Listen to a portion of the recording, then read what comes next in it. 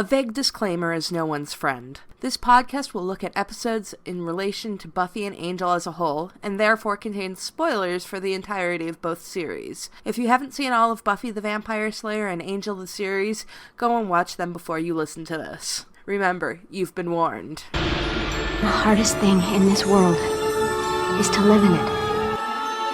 That's why there's us, champions. We live as though the world were as it should be, to show it what it can be. The Earth is definitely doomed. It's Tuesday, so it must be time to return to the Hellmouth. We're going through the Buffyverse episode by episode and a look back at Joss Whedon's iconic show. I'm Emcee, and I'm here with... Hey, it's Andie. And this is David. So today's a different one. We're actually not going through an episode. We're going through the Buffy movie, which came out July 31st, 1992. And was written by Joss and directed by Franz Rubel-Kusi. So this is going to be interesting because this is not Buffy. No, it is not. Yeah, it might have the name, but it's not Buffy. And that becomes more and more clear the more you watch this movie. Oh, yeah. Yeah, that was pretty much my thought. I was just like, okay, this is something, but it's not Buffy. Yeah, have either of you ever read the Star Wars comics? And by the Star Wars, I mean it's actually called the Star Wars. It's a comic that Dark Horse came out with that was based off of not Joss Whedon's, George Lucas's original script. Oh, no. It's very interesting. And you can, like, kind of see characters. Like, some of them have the same names, but, like, the entire situation is, like, totally different. So it's like, yeah, I can see where you might eventually get to what's in the Star Wars movie from this script, but that's not what the script is not that. That's kind of what this Buffy movie is. This is, like, a first draft that somebody spent $7 million on. Yeah. Yeah, no, I mean, it's not, yeah. I mean, there are some bones there. Mm-hmm. There are some definite foundations there. But yeah, it's not the TV show. Yeah, I was having fun trying to find lines where it's like, oh, well, just brings that back on the series. And then there are other lines where I'm just like, yeah, I'm pretty sure somebody rewrote that because there is no way that came out of Joss Whedon's pen. I have to say, I spent most of this movie kind of going, how much of this did Joss actually write? Well, he is quite a bit of it. He's given sole credit, so he must, I mean, by Writer Guild rules, he must have written the bulk of it. Yeah, but he was so frustrated by how the movie was going. Mm-hmm. He left the set and never came back. Yep. So they changed a lot of it. I think Donald Sutherland changed almost all of his lines. He was rewriting his own dialogue, yeah. Yeah, Joss has nothing good to say about Donald Sutherland. I have quotes from Which is too bad, because Joss. he's actually really good. Yeah, he's actually one of the best parts of it. No, really? I thought so. I guess we're going to disagree, because I think he's really good. I mean, if I looked at the dialogue alone, maybe I would go, oh yeah, that's not what I would expect from Buffy, But Sutherland is good. I mean, Sutherland's one of these actors who, honestly, he's really good in pretty much everything. Yeah. I mean, part of the problem is everybody else is so lousy. Yeah, pretty much. I would say there are exceptions to that, and I don't know, Donald Sutherland is good. He's pretty good. It's just He's no Anthony Shorhead. He was obviously just, like, walking through it for a paycheck, though. Like, that's what I felt like. It was very much like, well, I guess I'll do this movie. I need another summer house. Having seen the first Hunger Games movie, I would say that was phoning it in. This is not so much phoning it in. I think he didn't take it... he may not have taken it very seriously. I mean, in the featurette, he has this comment, like, I never thought I'd be doing a film called Buffy the Vampire Slayer. Yeah. I don't think anybody thought they'd be doing a film called Buffy the Vampire Slayer. But Sutherland, I mean, he brings his acting to it. I mean, I've seen very much worse performances from an actor in a role like this.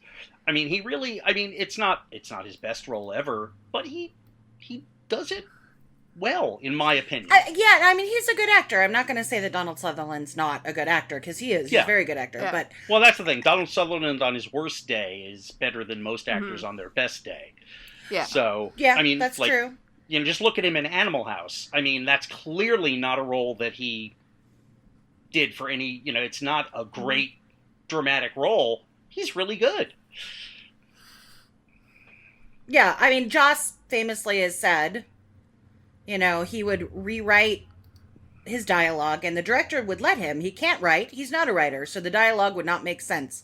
And he had a bad attitude. He was incredibly rude to the director. He was rude to everyone around him, and he was just a real pain. And to see him destroying my stuff, so that's kind of where Joss was at. I pulled a few quotes. Well, I can totally see Joss that. feeling that way. I mean, that's, you know, that doesn't mean he didn't do a good job of acting. So, though, I mean, there's one, I do believe that Joss probably had a very miserable time on this movie, and I think that it does show that a lot of stuff was changed from his initial vision. yeah. But one problem I have with Joss, and I've had this problem for years, is that when Joss gets praised, he is more than willing to take the praise. But when Joss gets criticized, there's always somebody else he can blame for. Oh, that's a very good point. Yeah, because, I mean, like, the one line that survived his X-Men draft was the line about a toad being struck by lightning, and Joss is like, well, that was actually part of a, you know, of a running thing that was in my script, and they cut it out, and, what's her name? Halle Berry didn't deliver the line right, and I hated the producers and director on Alien Resurrection, and it just didn't work out. And the Marvel Studios is responsible for Age of Ultron. So there's always somebody else to blame when things don't go right for Joss. And I think, I mean, actually looking at this, even just looking at the story, which I don't think they changed a lot, the story's not very good. I mean, the basic concept of Buffy is a vampire slayer, of course that's good because we, you know, are doing a podcast about that very concept. But the master vampire attacking the prom and being all creepy with Buffy, Joss has not reached full Jossdom yet. Oh no, not at all. Not at all. Yeah. So yeah, I do think that, you know, it's cute enough. It's a fine, you know, I think this is probably this is like his first, like, solo writing credit for something that wasn't like a TV show. Right. And I mean, like, it didn't fail at the box office. Like, it wasn't a huge hit, but it made its bank. Like, the movie cost $7 million and it made 16, which I know sounds like super small, but if a movie makes, you know, twice its budget, then it's a success, which is probably why they were willing to make it a TV show in the first place. Right. In 1992, I loved this movie. I adored it. Oh, like that's something like grabbed me, and I was like, we saw it on a lark. It was like the dollar movies, like the discount budget movies, and like at the end, I was like, that was really, I loved it. Yeah. I see its flaws much more now, but at the time, and I remember when it came out on VHS. Like renting it and making my family watch it on Christmas Day or something. Like, I loved it so much, probably because I saw in it the same things that I identified later in Buffy the series. Yeah. And, you know, I wasn't as evolved as like a feminist thinker, you know, in 1992. I mean, I was there. I was fully identifying as a feminist thinker, but, yeah, it wasn't. I loved it. I thought it was fabulous. Yeah, it was one of my favorites. I saw it in 1993, so I was 10 when I watched it. So I was really not very mature in my thinking of, you know, good and bad. But I mean, I liked this enough that when the TV show came out, that I was like, oh, I'm gonna watch that, because I actually initially thought that they were going to be showing the Buffy movie rather than the show, because, you know, they had like this 2-hour block. And I thought that they were just showing the movie, and so I'm like, hey, I'll watch that. You know, I haven't seen it in a while, and it turned out to be the series, and, you know, yeah, we did the same thing. I think in our first episode, I told the story is my roommates are like searching for something, and the guide on the cable was like Buffy the Vampire Slayer, and we're like, oh, that's that's a fun movie. Let's just put that on. And it wasn't. And so, you know, we went from there. But yeah, it was something, if it was on TV, I'd always watch it. Yeah. I mean, I could see there is some, Joss is he's in there. You can see little bits. Like, well, I mean, they use the word sitch a lot. Yes. Oh, actually to insane amounts. The slang is like... Yeah. And like the basketball coach and the principal are all kind of proto-fluty. Yes. Yeah. I wrote that down Yes, to I those made a exact note of words, that. proto-fluties. Yeah. those I was exact wondering, same- do you think Flutie ever took acid? I don't know, but Stephen Root Yeah. is so funny. Stephen That's Root's actually- great. Stephen Root, who... That Go is ahead. one of my favorite scenes of the movie. That scene in his Oh, office yeah. when she hits the fly. That's always been the scene that stands out to me. Like, I know a lot of people point out Paul Reubens' death scene, but for me it was always that scene where she hits the fly with the thumbtack. Yeah. See, Right, that, it shows... that feels like Buffy to me. Yeah. Paul Reubens' death Well, scene, and it shows not so what much. and it shows what a good actor, because Stephen Root is one of those quintessential character actors that's really pretty much good in everything. So, you know, it shows what, like, someone with some talent can do with the material. Yeah, I mean, I gotta say, for a movie with this sort of offbeat a premise for the time, they got a hell of a cast for this. Yeah. They really did, yeah. I mean, just speaking of actors who already had cachet, you've got Paul Reubens, you've got Rutger Hauer, you've got Candy Clark for 20 seconds, who apparently they paid enough for that they put her before all the other credits at the end of the movie, like before the cast. And then you've got, I mean, like, up-and-comers, like Hilary Swank's in it. Yeah, no, that was always so weird to me. Like, when I went back, when I picked up the movie in the bargain bin, and I went back to watch it, and I was like, holy shit, is that Hilary Swank? And, like, at that point, she had just won her second Oscar, so it's like, oh my god. But she and David Arquette are at least credited. But you've got Ben Affleck, Seth Green, and Ricky Lake in this. Yeah, uncredited. And Thomas Jane. And Thomas Jane, yes. And Thomas Jane is the mechanic that has that conversation with Pike as he's, like, gonna leave town. And he's like, you better get out of here, too. And I'm like, what? Is that Thomas Jane? Like, this is the first time I noticed it, so I Googled to make sure it was. And, you got Thomas Jane in there, too. There are a ton of people in this. Yeah. And, I mean, just to dispel the urban legend, actually, at this point, Seth Green does actually appear in the movie. It's very, very briefly. Most people say that you can only see him on the back cover, which is true. There is a picture of him on the back cover. But Buffy kicks him, basically. Okay. It's like the back of his head. Yeah. Like, you recognize the red hair, that's about it. Yeah. So, I mean, it has a cast that goes on to do some pretty great things. I would say that Hilary Swank is terrible in this movie. Oh, she's awful. But it's her first film. And Yeah. actually, my opinion on Hilary Swank was she had one really good role that was really well written with a really good director. And I'm just not a fan, you know? Yeah, I I've never mean, she's been. amazing in Boys Don't Cry. She deserved that Oscar, but I don't find her really all that exceptional. Yeah. As a performer, I was but... amused that Natasha Gregson Wagner was in this. Who is not a big actress, but I know her because she's in a movie with Vincent Kartheiser, who of course plays Connor, and they have the most graphic love scene in that movie. It's Another Day in Paradise, and so it's really weird to see this actress who did this very graphic love scene with Connor, who will not be on Angel for another 4 years, playing a teenager in the Buffy movie, which is 5 years before the Buffy TV show even came out. Like, I mean, I do think she was older when she was acting against him. Yeah, but... she was supposed to be the next big thing. She was like in a movie with Robert Downey Jr. and nothing ever kind of came of it because she was getting roles because she was Robert Wagner's kid. Yeah, I looked at her credits and I was like, nothing jumped out at me, but like her name was very familiar for some reason. So I guess she was a thing at some point and it just lodged in my brain because Yeah, I don't know why I would know her, but Yeah, apparently well, I think I do. they did want to make her a thing because she's Natalie Wood's kid. Right. Yeah. Is she Natalie Wood's kid? She is Natalie Yes. Wood's I kid. thought yeah. she was... No, she's Just- not. Well, IMDb says she's Natalie Wood's kid anyway. Oh, okay. Well, then IMDb is always right.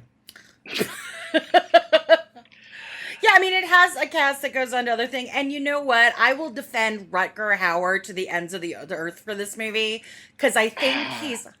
See, love now him. we're going to have the opposite thing with Donald Sutherland here, because my note, I have a note here saying that Paul Reubens and Rutger Hauer both came a long way to this, both from very different directions. Mm-hmm.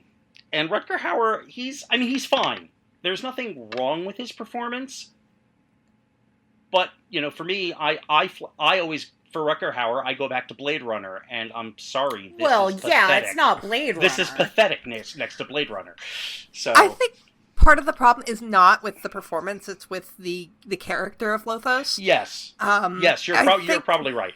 Yeah, I was really uncomfortable with how they were sexualizing the relation, the back and forth between Buffy and Lothos, which they eventually kind of got on Buffy when they didn't cast somebody who was as old as Rutger Hauer compared to Buffy. Because, I mean, they obviously have that kind of, predator-prey sexualized relationship with Angelus and Buffy, and with Spike and Buffy, and it's a lot less creepy. Yeah. And I mean, well, you can almost see, like, where the character of Lothos, where his character is almost split up between the Master and then Angelus and Spike. So, I mean, to be fair, that kind of thing was just typical vampire trope. oh yeah, no, I mean it's very typical. The ability to mesmerize, which we won't really see on Buffy until Dracula shows up. So the thing I love about Rutger Hauer, my defense of Rutger Hauer and Paul Reubens in this, is because they go there. They know what camp looks like. Obviously, Paul Reubens totally knows what camp looks like. He was Pee Wee Herman, but like they get the campy spirit of it and just sort of go with it and embrace it and let it be what it is. But the directing, I think a lot of the problem with this movie is the directing. It's so flat and lifeless, and it's just bad. Like But I mean, I know that. I mean, Fran Rubel's Kazooie. She directed one movie before this, and then this, and that's all she's ever directed. She's produced. She was executive producer on Buffy the TV show. Yeah, probably and that on I the think was strength a of this. That was a contract. It's a thing. contractual name only thing. Yeah. And her real success apparently was more as a distributor than anything else. Although weirdly, Wikipedia says she was a script supervisor for a decade. IMDb lists no credits for her as script supervisor. So I don't know what that's about, but I mean, maybe no one went and threw up her entries from script supervising because, like, who cares? I don't know. Well, maybe, but yeah. I mean, she's a terrible director.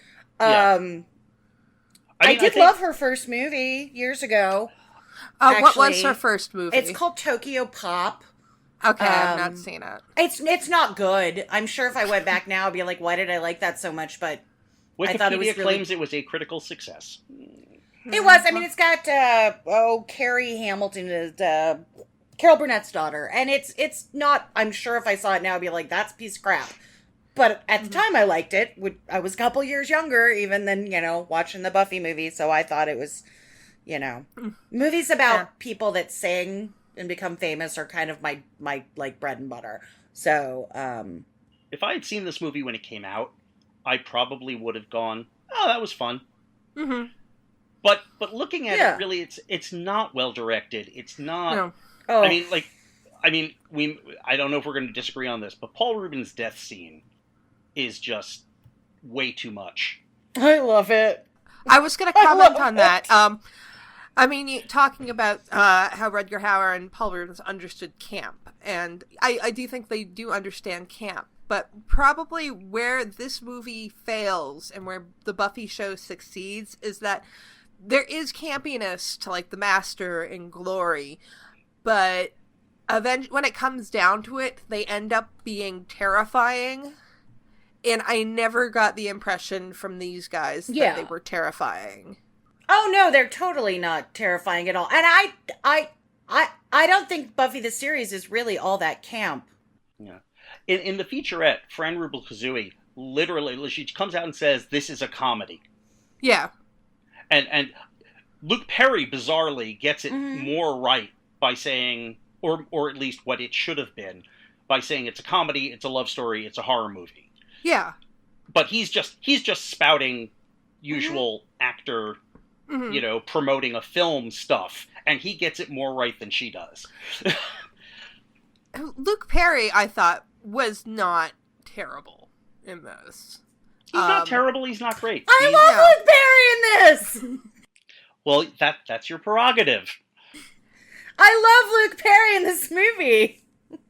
And it's because I think he gets the Jossie dialogue the way it should be said more than any other actor in this. Yeah, I mean, like, acting-wise, I'm not a huge fan of Luke Perry. I was really actually weirded out when thinking about it. Like, this movie came out 25 years ago, and I was like, wow, he's playing a dad of a teenager on a teen show now. I know. Yeah, but Luke Perry, while the acting might not be the greatest, I do think it's like I could have actually seen Pike appearing on the Buffy show at some point, because I think that he is probably the closest to a Joss character, because probably Luke Perry didn't change his lines. Yeah, his delivery is very Jossian. I guess he gets that natural sort of weed in. Like, the one line I was like, he says to Benny, "You're floating," and like, it's very, I called him like a non-shitty version of Xander in my notes. Really? He has some of the characteristics. He is a bit Xander-ish. He's very Xander-esque. Like, before, like, while Benny's still human, he and Benny are pretty awful. He's gross. They're terrible. Gross at the beginning. They're like, I was like, they're worse than Xander at that point. I mean, he kind of, like, once Benny's gone, he improves. Yeah. But, yeah, because they're just like, ugh. Oh, I fucking hated David Arquette in those. But then I'm not a huge fan of David Arquette to begin with. I actually walked out of a play that David Arquette was in. Oh, really? Was it Rocky Horror? No, it was Sherlock Holmes. Oh, which goes to show you how much I disliked him. Was he playing Sherlock Holmes? Yep. Wow. Yeah. Wow. Ew. Yeah. Speaking of plays, I forget if I've mentioned this on the podcast, but I believe it was in 2004. There was a theatrical production in London. I don't think it ever came to the States. Oh, you did mention this, yeah. Of When Harry Met Sally. I think you had mentioned that, yeah. Starring Allison Hannigan and Luke Perry. So we do have a marriage of the series and the movie. And actually, I just found, if you search on YouTube, you can find a clip of the two of them. Because for the, if you remember When Harry Met Sally, you have the inserts of the old couples talking about how they met and all that. And at the end, they have one of Harry and Sally. And in the play, those inserts were presented as film clips rather than staged. And so they have the clip of Allison Hannigan and Luke Perry doing the Harry and Sally How We Met interview. You can find that on YouTube. I watched it. It was kind of weird having actually seen it in the theater. Because I am one of the people who actually saw that play. It seemed pointless to adapt that for the stage, but it was entertaining enough. Since we were talking about Luke Perry and David Arquette being awful, I actually think that kind of goes across the board. Almost everyone is really awful. Yeah, they are pretty awful. I mean, I had a note that it was hard to watch because it's an hour and a half with the Cordettes. Yeah, it's Yeah, nobody in this film is particularly terrific. I mean, Buffy definitely grows, but yeah. Well, Buffy, yeah. Buffy is okay. I mean, you can definitely see a character arc with her. Unfortunately, Kristy Swanson, I've never seen her in anything else, so I don't really know her acting abilities, but she's missing the vulnerability that Sarah has. Yeah. She jumps basically from old Buffy, like pre-enlightened Buffy to enlightened Buffy. Mm-hmm. There's really no growth per se. It's just like she just changes. Which is definitely a failure of the script. Yes. You know, so yeah, I mean, Kristy Swanson, I've seen her in a couple things after that. She was hilarious in her arc on Psych, but other than that, she's no Sarah Michelle Gellar. Yeah. And there's a super gross line from Buffy's boyfriend's friend where she's leaning over the car kissing him and her butt is in his face and he goes, "Can I borrow her?" Oh, it's super gross. Super gross. Yeah. There are a couple lines in here that I'm like, okay, it's pointing out some of the grossness, but there's other ones where I'm like, Joss, really? Like, that is, yeah. And another time, like, I think, like, the same guy was getting up on Buffy, and her boyfriend's like, "Keep your hands off my thing." Yeah. Yeah. And it's just that one, I think, yeah. Yeah, but meanwhile, there are some lines which I think are really, it's like, these are definitely Joss lines. This is a naked place, that's a fucking Joss line. It's like, there's no doubt. Oh, yeah, that's totally a Joss line. And also, and now you're a coat rack. Yes, that's Jossie. Yeah. Yeah, the thing I was saying about, I mean, yes, Pike and Benny are terrible at the beginning, but they're also both kind of drunk, which is not an excuse. But I don't know, as the movie goes on, he's snarky and funny. Pike definitely, once Benny's gone, Pike gets much better. Yeah, I mean, if, once he gets rid of the soul patch, seems like a pretty good boyfriend, and... Which just goes to show you, soul patch is bad. Right. And, and he does step back and knows when to let Buffy do her thing, and when to help, and and he doesn't seem super threatened by any of her power. Like, no, I really like the line at the end where... he knows, did you want to dance? And she's like, "I suppose you want me to lead." And he's like, "No." And she's like, yeah, or something. And he says, "Me either." He says, "I don't want to lead either." It's like, I thought it was a cool line. And, he gets the dialogue. And his name is Oliver. Yeah. According to the Buffy wiki, his name is actually Oliver Pike. I believe that is revealed in there's a Buffy comic where they bring Pike back. Yes. And I don't know if that's the origin comic, or if they did two comics where they did one comic where Pike came back, and they also did one where they recreated the movie as canon to the show. Like they did Joss's script properly, and they put in the stuff that they did in the TV show, more the TV show lore, because the lore in this is so different that it's totally different. Yeah, it's like if you turn your head and squint, maybe you can see, like, it's like, oh yeah, I kind of recognize the Slayer lore, but it's just so different. I mean, they don't dust, which I know they only brought in on the show because it's like we can't have bodies every week, but it is kind of jarring in this, and the reincarnation thing, and the reincarnation, the reincarnation of Merrick, of all. I mean, he and Buffy tells her, "Did you have dreams that you ever?" Merrick and Buffy, they're the same person over and over and over and over again, which I think doesn't make Merrick's death all that impactful. I was wondering about that. I'm like, wait, so you've lived hundreds of lives. Wait, so why do you die at this one and don't seem to come back? Well, I mean, it's one of those logical things. It's like, does he not come back because then he has to be, like, reborn and grow up? Or what's the deal? Logic is not this movie's strong point. No, it's really not. I mean, and just vampire stuff. I mean, there's a point where Paul Reubens, like, shies away from Pike's headlights. I'm like, what? Vampires don't like headlights? What's that about? Maybe they're just like super blinding. I don't know. The fight choreography in this movie it's just horrible. It's like, did they even bother to hire a fight director? They are like, and Buffy depends highly on gymnastics. There's way too much gymnastics in this movie. Yeah, well, I believe Kristy Swanson was a gymnast. That's probably why.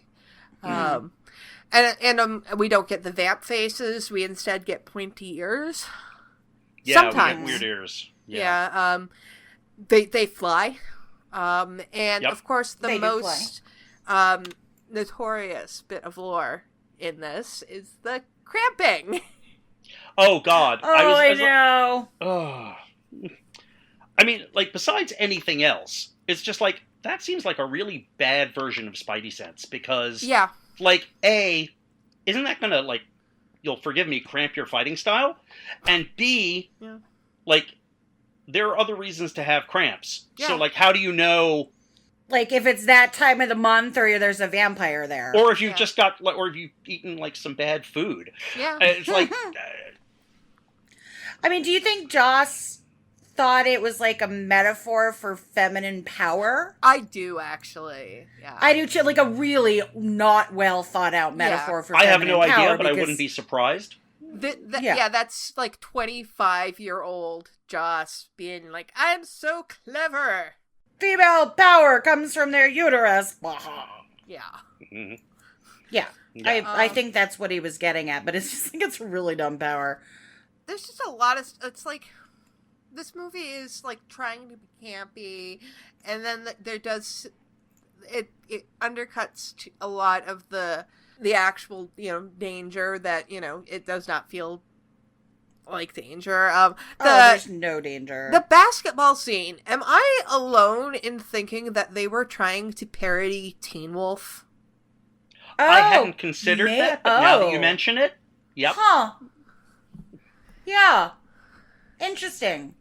Yeah, because, I mean, I didn't catch that until watching it this time, but I'm like, this really seems like they're taking the piss out of Michael J. Fox. Yeah. I can totally see that. That movie was on TV a couple weeks ago. Oh, man, that holds up even worse than this movie. That doesn't surprise me. It is. I mean, seriously, I'd rather be stuck on a desert island with the Buffy movie and nothing else than Teen. It's terrible. It's just awful. Like, really sexistly, horribly, with the... there's nothing good about it. At least there are a few fun and good things about this movie. So, again, another 80s TV show that was turned into a television series. Oh, that is true. I've never seen the Teen Wolf series. I watched the first season. I was kind of meh. I gave up. I think there's a certain 90s charm to this, which... Oh, yeah. I'm a sucker for 90s charm because I grew up the 90s and I'm super charming. It's like, okay, I mean, like that 90s montage, I mean, that's so 90s. Well, I mean, that's almost 80s, too. It's kind of like a late 80s, early 90s montage scene. Yeah. The docks with the dresses. Yes. Mine, I did that, but my wardrobe was not pastel. Yeah. Anyway. But yeah, no, I mean, Toad the Wet Sprocket, the Divinals. I mean, come on, that's pretty 90s. Mm-hmm. The girl's hair with the bangs and the scrunchies. Yeah. Really? The Divinals were 90s? Because I saw them in like 83. I Touch Myself was like out in the early 90s. Oh, was it? Okay. I mean, my thought about that was, they have another song. I know. My notes say, oh my gosh, it's a song by the Divinals that's not I Touch Myself. Came out in 1990. Yeah, I basically got 3 music notes on this movie. One is the Divinals have at least 2 songs. There's a non-album track by Matthew Sweet on this, which I now have to track down. And we do not need any more covers of I Fought the Law. Certainly not one by Mary's Danish. Yeah, the Toad the Wet Sprocket song is really good that they dance to. Okay. I loved Toad back in the day. Very 90s thing. So, there's that. But yeah, it like I said, it has a kind of 90s charm that I kind of forgive some things because of that. Mm-hmm. Yeah. I mean, honestly, a lot of the reasons we're, again, as usual, the reason we're having problems with this is we're looking at it too closely. Oh, yeah. And of course, we're comparing it to the series. Yeah. No, I mean, if I were just watching this just for fun and not actually having it play in the background while I'm doing other stuff, then I would be perfectly fine with it. But actually having to look at it and, like, break it down analytically, this is not a good movie for breaking down analytically, because everybody is so shallow. Like, I mean, I'm not talking about, it's like, oh, they're concerned with their appearances. There's nothing to these characters. I mean, you scratch the surface and there's more surface. I think you're overstating it. I don't think there is more surface. I think it's just, scratch the surface and there's nothing. Yeah, I mean, even Merrick, there's nothing deep about any of these characters. Oh. No. It's very... No. I mean, even Buffy, who is the main character, she is a cheerleader who fights vampires, and that's kind of the only thing that I really know about her. I mean, I guess she grows, but, I mean, at the end, when she, like, hooks up with Pike, she went to that dance to look for her boyfriend. Right. Yeah. Mm-hmm. So, I don't know. I have a note here, actually. It's like, everyone in this movie is just horrible to Buffy. Mm-hmm. Oh, yeah. Like, everyone. Except Merrick. Mm-hmm. Yeah. Well, there is that line about Buffy's parents when her mom says, "Bye, Bobby," and Jeffrey says, "She thinks my name is Bobby," and Buffy says, "She probably thinks my name's Bobby." Right. I was like, no, that's the thing. It's like, I noticed the prominence of Candy Clark in the credits, and I'm like, what has she got, 20 seconds in this movie? Something like that, she might have had a bigger role that got cut down, is what I think. Maybe. But I think it's just because, Candy Clark. She was in The Man Who Fell to Earth in American Graffiti. So she gets big credits. Oh, that's who that is. Okay. Buffy's parents in this really make Joyce, every, like, single mistake she made in, like, the first and second season, it really puts it into focus as, at least Joyce tries. Oh, yeah. By comparison, she's Parent of the Year. Yeah. It's, just because these parents are so awful. And they managed to be that awful in 20 seconds, which is impressive.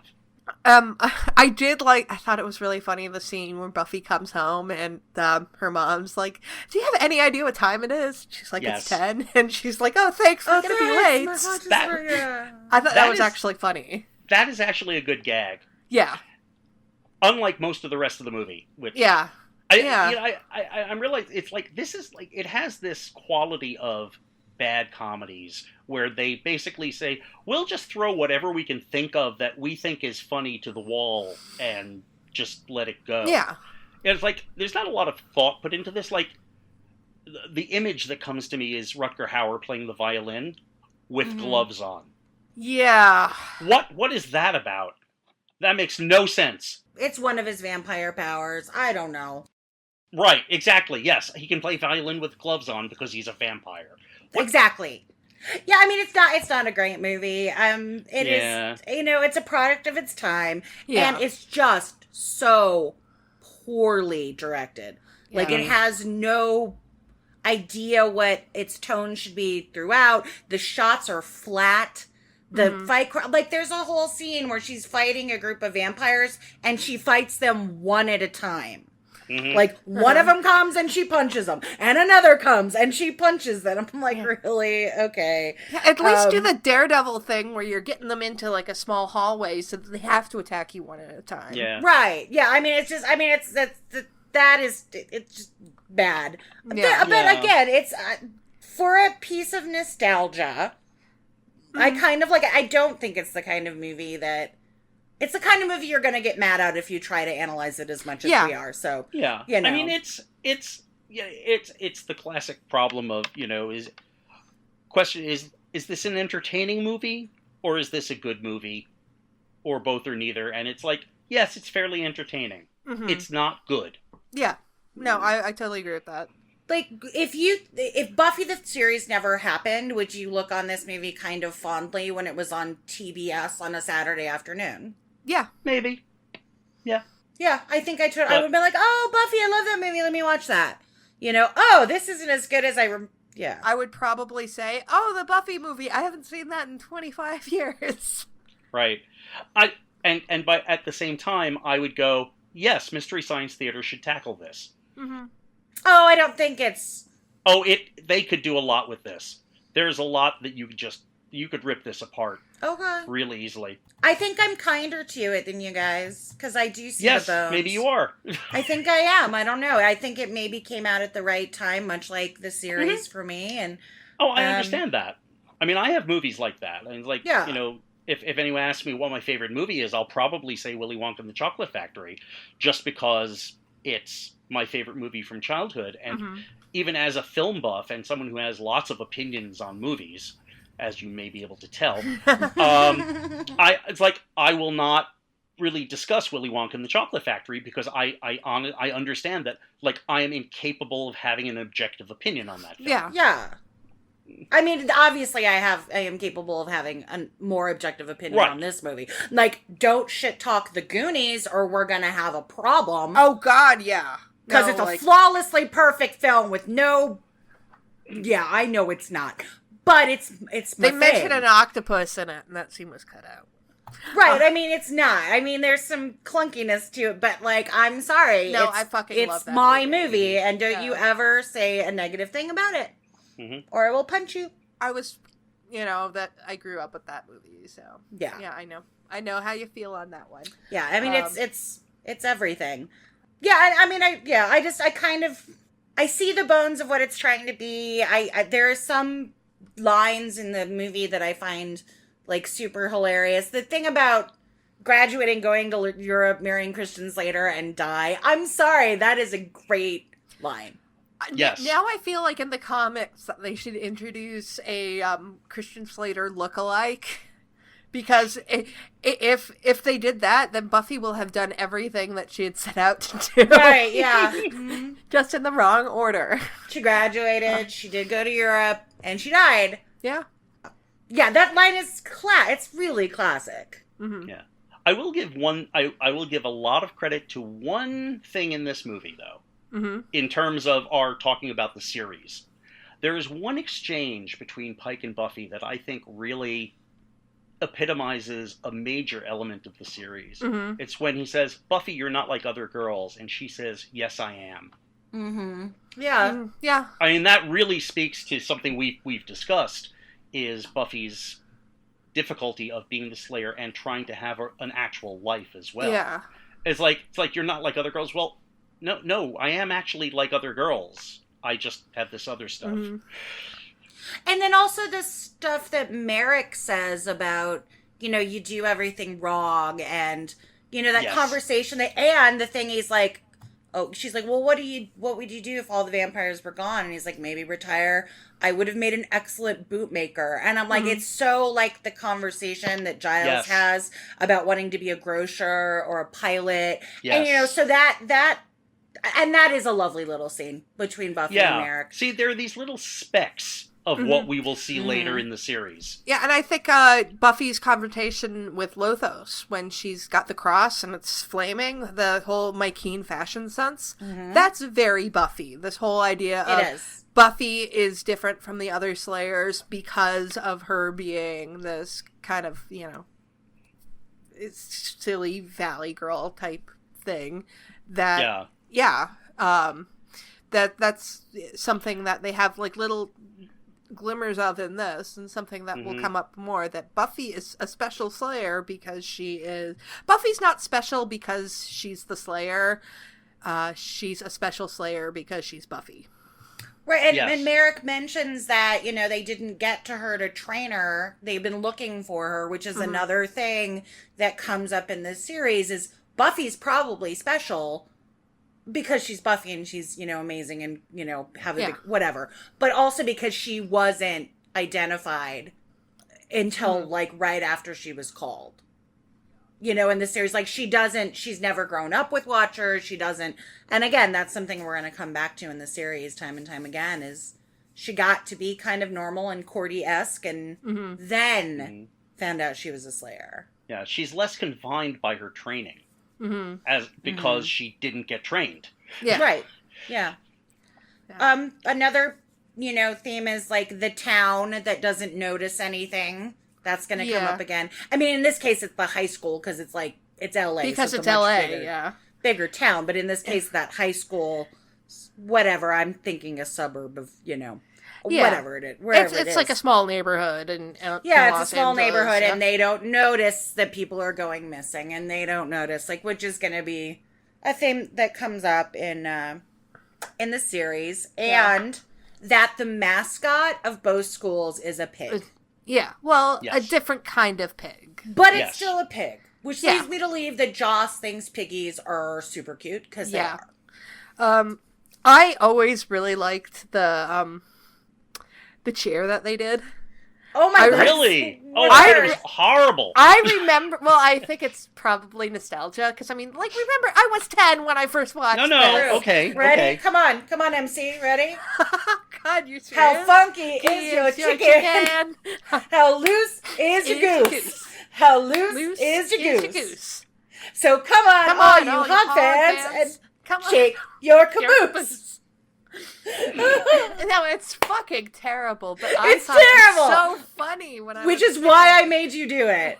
I'm so glad I went to a high school that didn't really have sports teams, so we didn't have cheerleaders. Oh, I kind of ignored sports and cheerleaders, so I have no idea.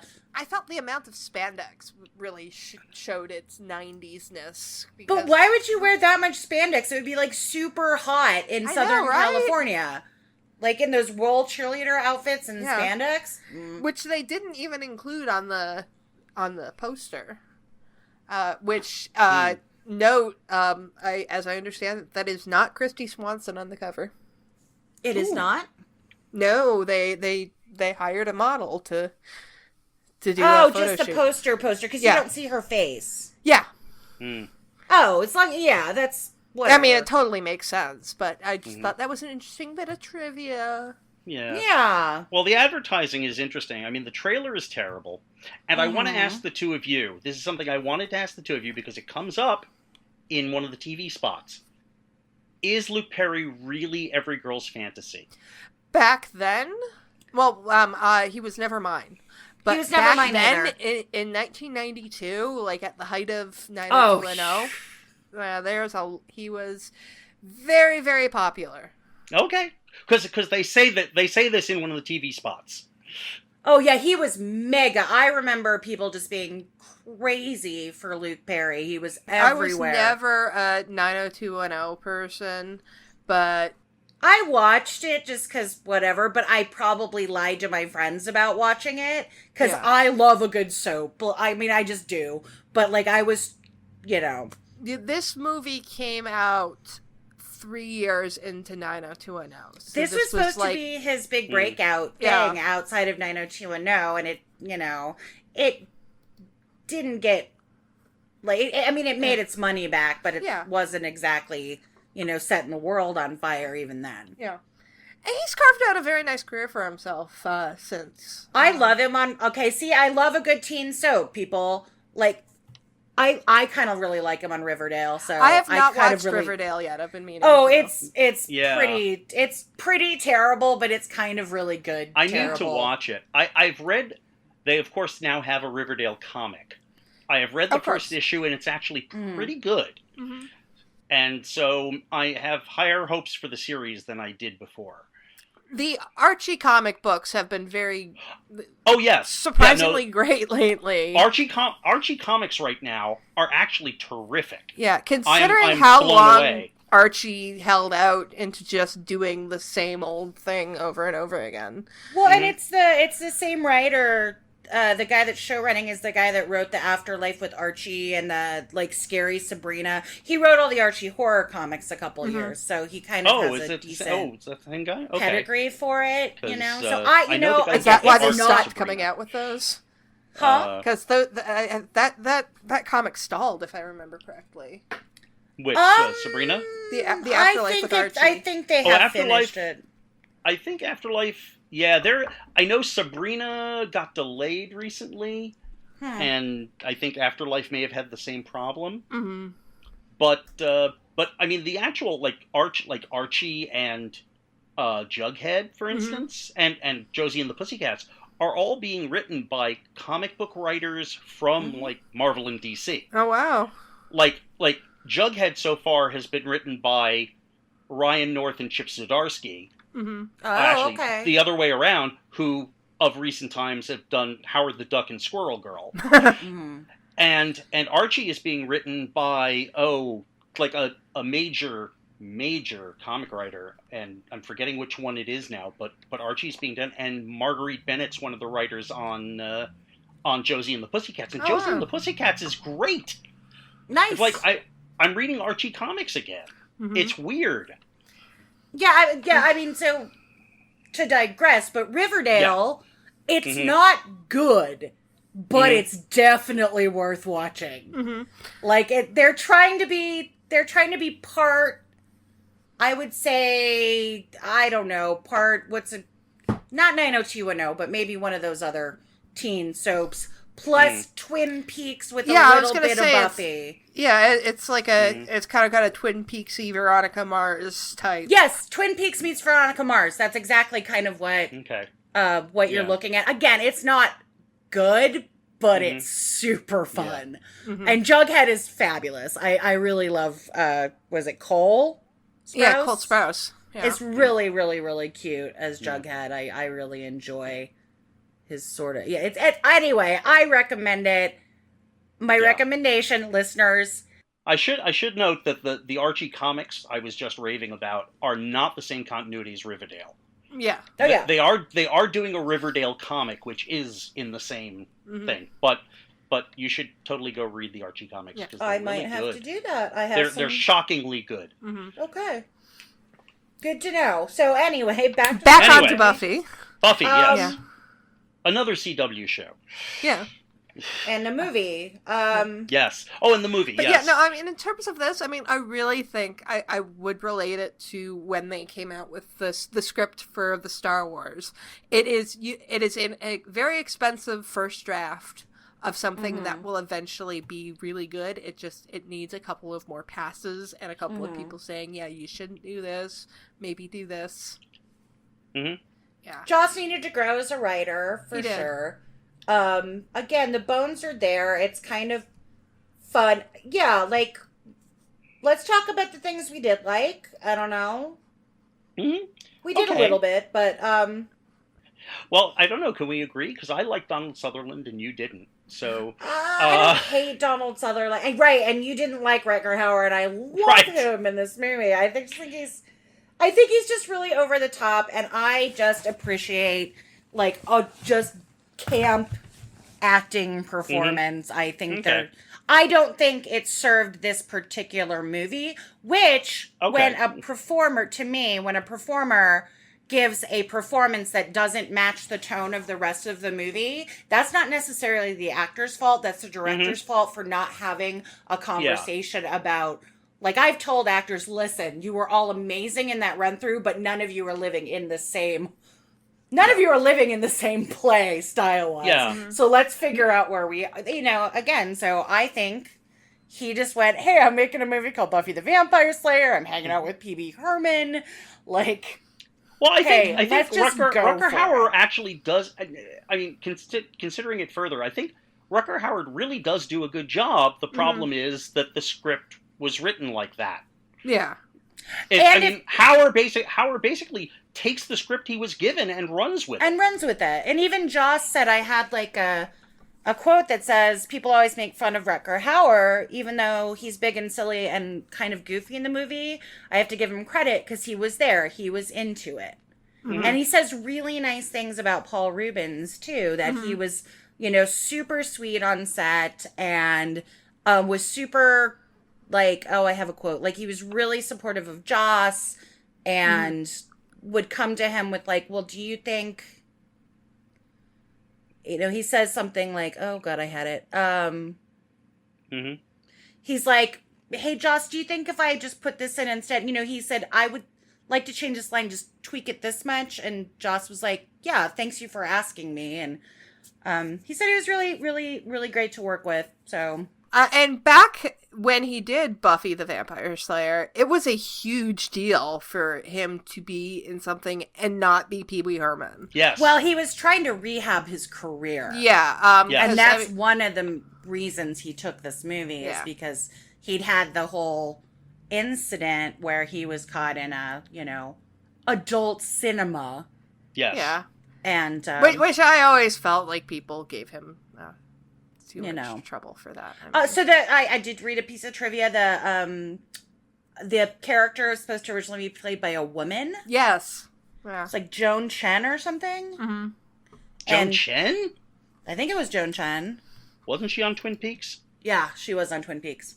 Yeah. And then she had to drop out at the last minute, so they got Paul Reubens instead. But he Joan was Chen. Really, That's quite a jump.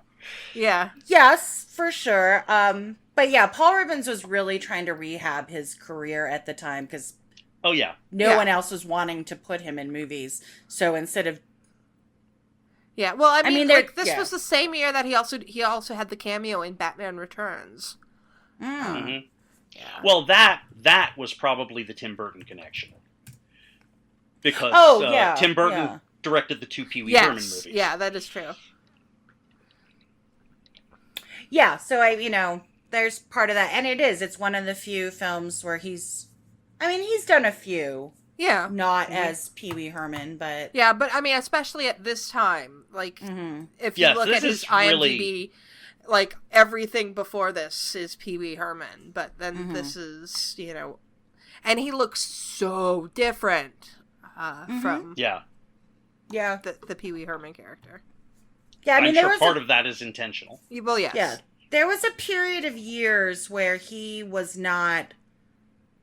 want to talk about Pee Wee Herman. He didn't want to talk about... So he made Mystery Men, which is another movie I kind of really I love charming. Mystery Men. I like Mystery Men a lot, actually. That's a fun movie that's not too awful. Yeah. Yes. For sure.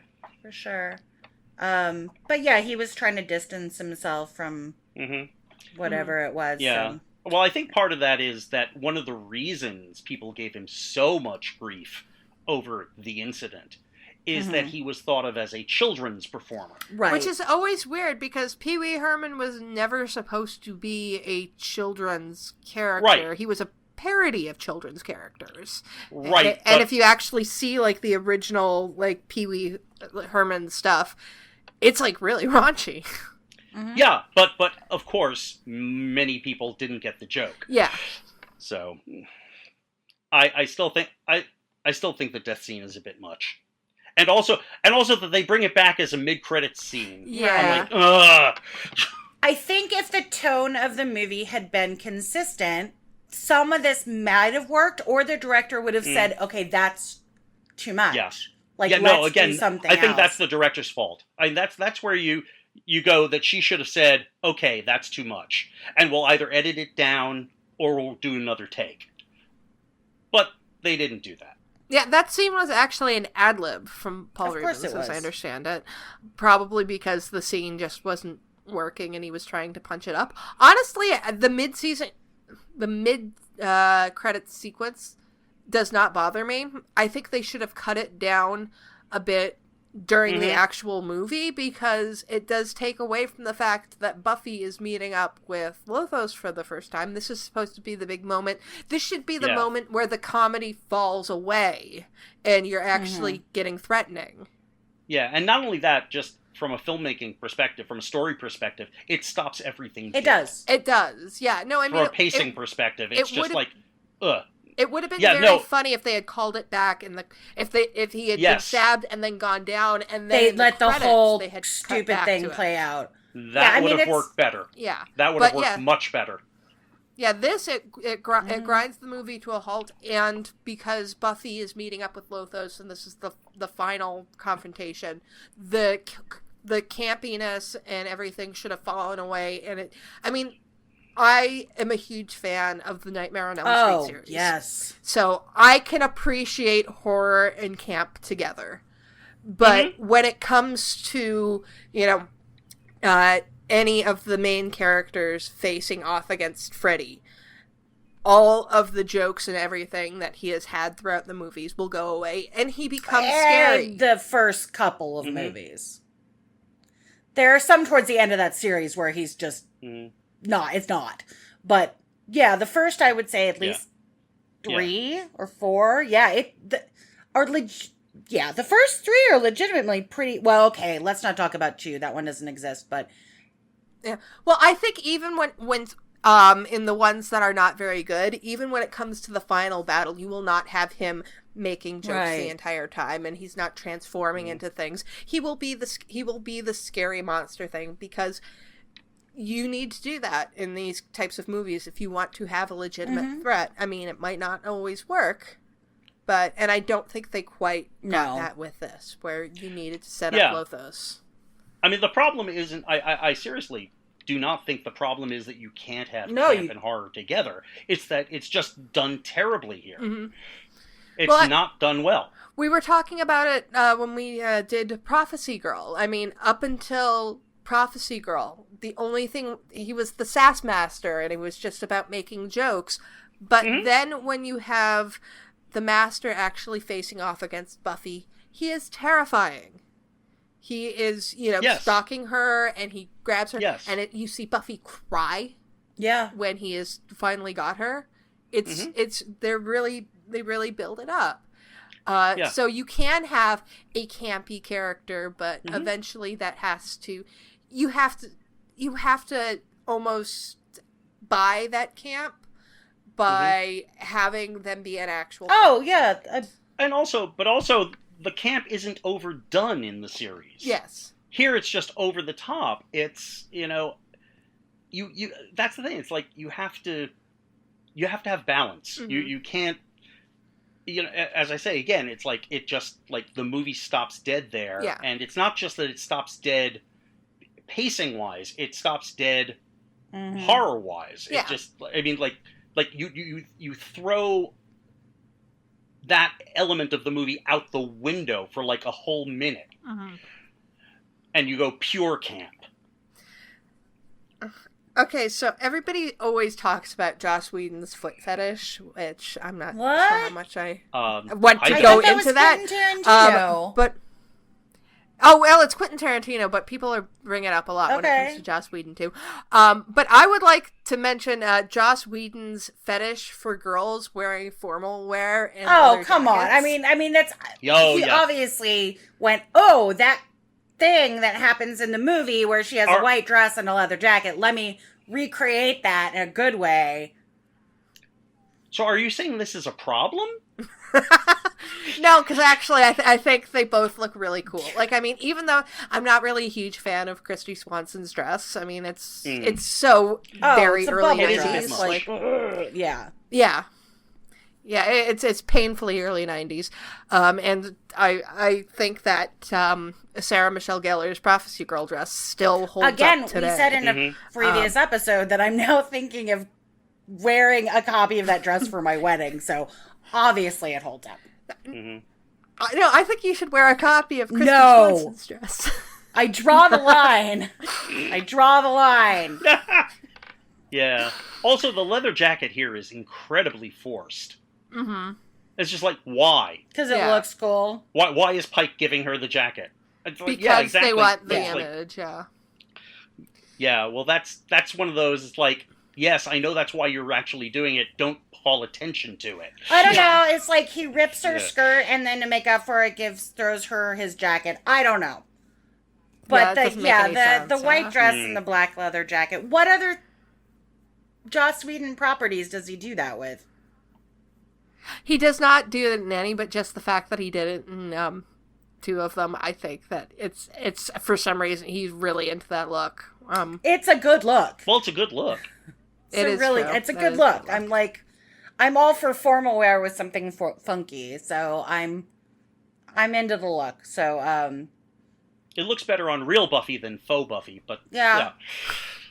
Actually, when Kristy Swanson, she does conventions, she does like the big Wizard Worlds and stuff.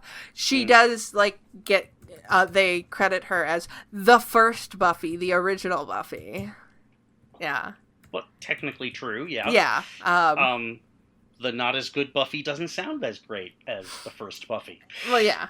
And I really don't want to, like, take Kristy Swanson to task for this. Yeah. It's not her fault. No. Yeah. You know, I think she did an adequate job with what she was given. Well, I think that's true mostly across the board. Yeah. It's not. I am perfectly willing to lay any blame for this at the feet of Fran Rubel-Kazooie. Yeah. Because really, it's just that the movie is not well made. Mm-hmm. It's competently made and it's entertaining enough, but it's not good, and there are some clear flaws that are just like really glaring when you actually pay attention to it. And so I really no, it's the direction. I really will fault the direction more than anything else. Yeah, I think this script is not it's not there yet. But I also the script isn't there yet, and the direction. I think the script is probably a good 75% there. But the direct, really, it's bad. It's bad directing. So yeah, I almost feel with a lot of this, it feels like what somebody would write to try to sound like Joss Whedon. Yeah, like, you would have stuff coming out in, like, 1998, 1999, where they were trying really, really hard to be Buffy, but they weren't, so they would have kind of Josh-ish lines, but they were not.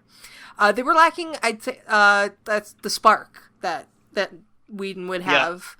Yeah. And I think that Joss is, at this point, I believe he was, like, 28 or 29 at the time. He just wasn't there yet.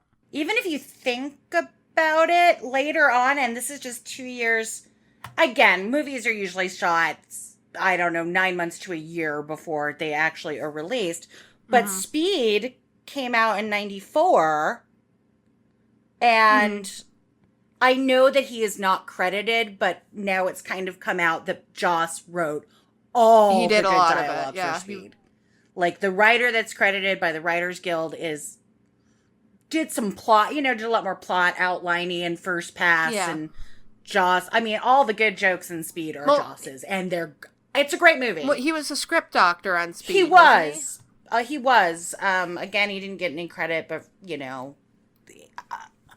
and usually script doctors. No, yeah, but well, I'm looking at IMDb, and really, before this, Joss's writing credits. It's Roseanne. Sitcoms. Yeah.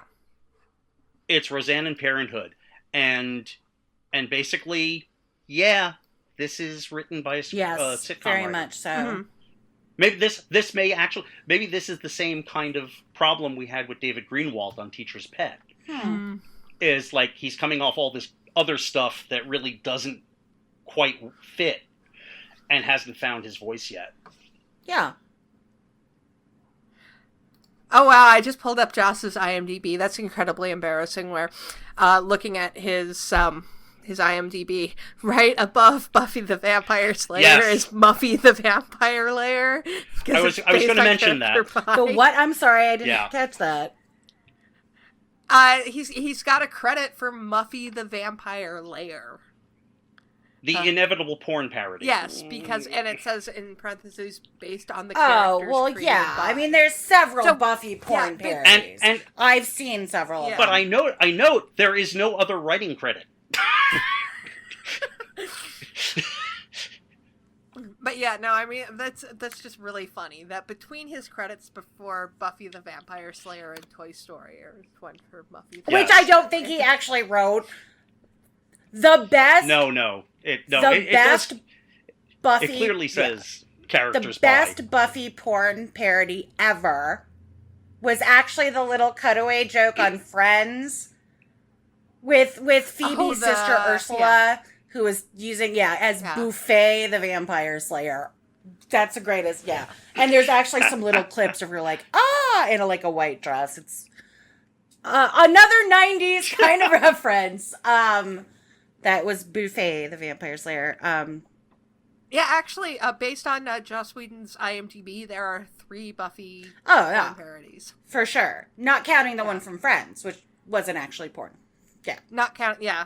There's Buffy the Vampire Slayer, Buffy the Vampire Slayer, and then just Buffy the Vampire Slayer XXX, a parody. I'm gonna admit that they get less creative in their titles as they go along. And there's also something called Doll Play, which they have almost no detail on. On Joss's IMDb? Yep. And how old is that? 2009. Doll Play. It's odd. I don't know. It really gives me no... It says it's a mystery. And it says it's from Sweden. It says creator Joss Whedon, star Haley Araya. And that's all it says. But I think somebody is making shit up. Maybe. Yeah. Oh, apparently there was an astonishing X-Men TV miniseries. I believe that's a motion comic. It was. Yeah, it was a motion comic of the Gifted, the first arc that Joss wrote of Astonishing. Yeah. Which happens to be fantastic. It's really great. Oh, yeah. Yes. Okay, so, does anybody have any final thoughts on the Buffy movie? Oh, nostalgically, I like it, and I don't know. Yeah. It's entertaining enough. I'm not that impressed. You got, one of the best lines in the movie, which is what I'll say before I end, is Stephen Root saying, yeah, I saw lots of action in Nam. Well, I saw Platoon. Yes. No, Stephen Root may be the best thing about this movie. Stephen Root is the best thing about a lot of movies, so... okay. I'm a huge fan. I did really like him giving out detention slips. Detention. Yes. Now, see, he's an actor that knows the balance there. He knows how to play the camp. Yeah. Yes. He also, there's a balance in his, So, again, I love Stephen Root. Mm-hmm. Yeah, he's terrific in this. He really is. He really is spot on. He nails it. Mm-hmm. But to be fair, he also has... He does. Lines. He has really good lines. So that's all I have to say. Is I had to quote the one line at the end, but it's a movie, and it's a movie that I loved when I was 17, and it's sort of without it, there would be no series. Exactly. Yeah. So, yes. Yeah. In real world terms, it's important. Yeah. But it's not an essential. No, watch. If you're a I do think if anybody wants to know about the Buffy movie from a canon perspective, they need to check out The Origin. Because you mentioned that. Yeah. Yes, I did mention that. Yeah, I believe it's a 4-issue miniseries from Dark Horse. That I don't think I've read it, but that sounds. I seem to remember that. Yeah, yes, I mean, right. A lot of the Buffy stuff is no longer canon. They made the when they were coming out with the ongoing series during the show, all of that stuff was kind of that's not canon. That's just fun comics, and the continuation comics are canon. But I believe The Origin is canon because that was based off of Joss's original script, and it was made to fit the TV show, so it was meant to be to show how everything actually went down. Yes, Joss has said it is as close to canon as we're gonna get with that original script, and I remember buying. I read the comics with Pike and Buffy, and they basically break up for the same reason that Angel breaks up with Buffy in I Will Remember You. And decides to reset time, which is well, you're too worried about me not getting killed to be good at your slaying, so I'm leaving. So, which is, I kind of wish they'd bring Pike back in the comics, because I really think he's horrible at the beginning of the thing, but I think he's sort of kind of a nice partner for Buffy in many ways. So he gets it. Yeah. He just needed to get away from Benny. Yeah. Oh, God. Yeah. Oh, that was one thing I did notice. And again, this may just be bad direction. The way this is put together, it makes it look like Merrick just lets Benny get eaten. Yeah. Because Merrick drives by, Benny gets attacked, then Merrick comes and gets Pike. Yeah, there's some weird editing there. That really doesn't work. Yeah. That's like, whoa, that's, yeah. Ugh. And also the fact that Benny is getting eaten like 2 feet away from where Pike and Merrick are. From Pike, yeah. It's I think that's bad directing. Yeah, I think that's, it's just bad direction, yeah. Yeah. So. Yeah. No, it's just badly put together, and I'm surprised. I'm surprised the editor would have done that. Unless he was directed to. Yeah. I don't. Yeah. So yeah, that's the Buffy movie. That's, we would not be here without it. Right. But we can. We don't have to cover it again. Yay! So next week's exciting. Yay, season 2! We're going to go into season 2. Yeah, so this is where Buffy truly becomes And that Buffy. means we'll get Spike in just a couple of episodes. Yeah, Yep. So next week we'll be reviewing When She Was Bad. So until then, grr, arg. Grr, arg! Grr, arg. We'd like to thank everyone who downloaded the podcast, and an extra special thanks to everyone who shared, liked, and subscribed on social media. If you'd like your questions or comments read on the show, you can contact us on our website, returntothehellmouth.com, on YouTube at Return to the Hellmouth, on Tumblr and Facebook at Return to the Hellmouth, on Twitter at HellmouthReturn, or on email at returntothehellmouth@gmail.com. We'll be sure to read your comments on the show. Be sure to rate our shows at iTunes and Stitcher. Also check out Emcee's YouTube channel. See you on Tuesday for When She Was Bad. Grr, arg.